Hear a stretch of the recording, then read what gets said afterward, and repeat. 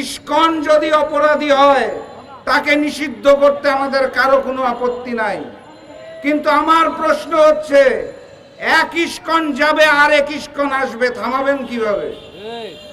এক নাম যাবে অন্য নাম আসবে, থামাবেন কিভাবে? পত্রিকা মারফত দেখলাম শহীদ আলিফের হত্যাকাণ্ডের জন্য 13 জনকে ভিডিও ফুটেজ দেখে চিহ্নিত করা হয়েছে, 8 জনকে আইনের আওতায় আনা হয়েছে। আমি মিডিয়ার মাধ্যমে জানতে চাই এই চিহ্নিত সন্ত্রাসীদের নির্দেশ দিয়েছিল কারা, তাদেরকে খুঁজে বের করুন। তাদেরকে অর্থ দিয়েছিল কারা, তাদেরকে খুঁজে বের করুন।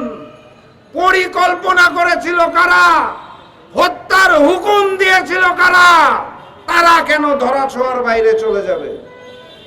বাস্তবতা এটাই, ভারতের পরিকল্পনায়, রয়ের পরিকল্পনায়, শেখ হাসিনার নির্দেশনায় আওয়ামী প্রেতাত্মারা ইসকনদের সাথে নিয়ে এই হত্যাকাণ্ড ঘটিয়েছে।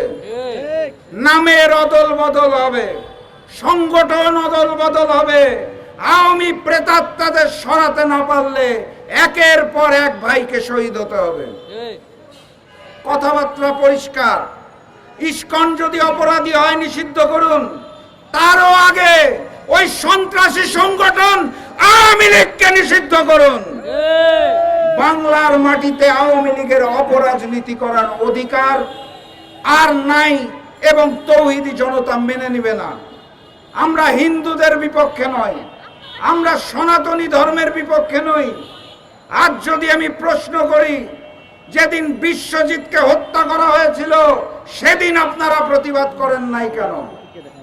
যেদিন নাসিরনগরে অসহায় দুস্থ হিন্দুদেরকে হত্যা করা হয়েছিল আপনারা প্রতিবাদ করেন নাই কেন? এখন একজন রয়ের এজেন্ট চিন্ময় দাসকে গ্রেফতার করা হয়েছে থেকে ইসকন রাজপথে।